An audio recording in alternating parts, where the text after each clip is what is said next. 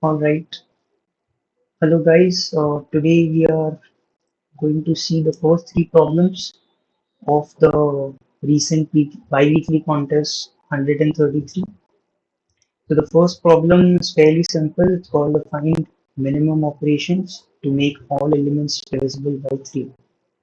So if I take this example here, basically what we need to do is we can either add 1 or subtract 1 to each of these elements such that it's closest to the nearest multiple of 3. But if we look at it carefully, we don't need to worry about the multiple, right? If we can just find the remainder, and then we would need to worry about if it's closer to 0, if it's closer to 3, right? That's why I found out the remainders for the original array, and the remainders would be 1, 2, 0, 1. Here we look at 1. 1 is closer to 0. 2 is closer to 3. 0 is closer to 0. 1 is closer to 0. That's how I got this minimum difference of to whichever side it's closer, and if we sum it out, so that's the answer. So let's code it up. Initially initializing answer to 0 and turning the original array to the remainder array. You can change the array itself. There are multiple ways to implement it, but I'm going to change the original array mod 3. So answer would be minimum of, let's sum it out, minimum of absolute difference of 1 minus the current value and absolute difference of 3, sorry, not 1, 0, and the difference of 3 and nums of 5. And so I try to submit it.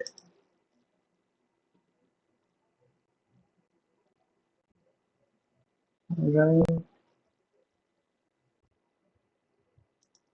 let's brace, let's see. Yeah, it works. Time complexity will be O of n, since it's just one loop, and the space complexity will be O of 1. Let's move to the second question. The second question states that we can take three consecutive numbers from the given array and we can flip. So 0, 1, 1 will become 1, 0, 0. And we have to continue to do this until we reach until we make the entire array 1. If we can, then what are the minimum number of operations required? And if we can't, there are scenarios like this one. We can't change it to all ones.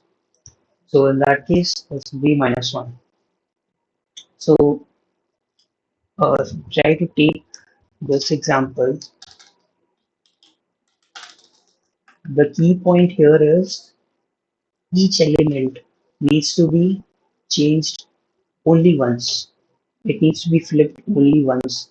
If it's possible to get array with all ones, then the minimum number of operations for each element will be 1 or just 0. It cannot be 2. That's the key point. And we basically do the exact same thing what they are saying in the question. Basically, we go through the entire array and actually till this point, because this won't be valid, right? Three consecutive elements is a must. So we go till the point nums.size minus 2 and we check the first element of that three consecutive elements. Is it 0? If it's 0, then we'll flip it. We'll flip all the three elements. It's O of 3 operation, which is basically constant time. So let's do that.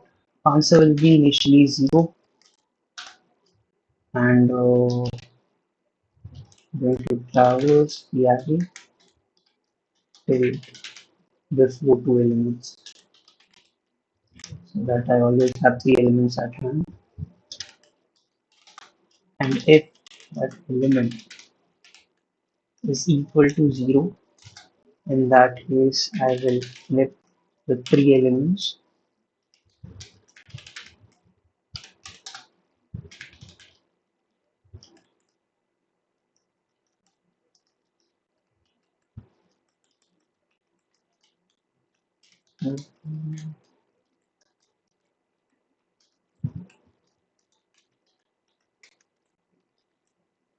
And I'll increase the answer by 1 because we are flipping it.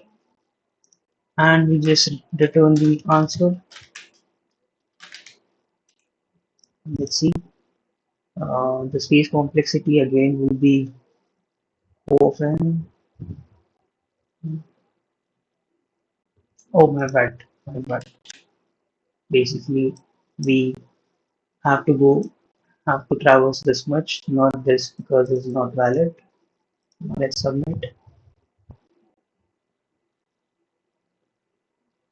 Okay. That.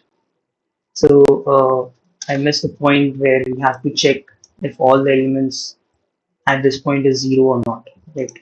We have to traverse once more. If nums of I, if it's equal to 0, then we return -1. I think this should work. The time complexity will be O of n and the space complexity will be O of 1. Oh,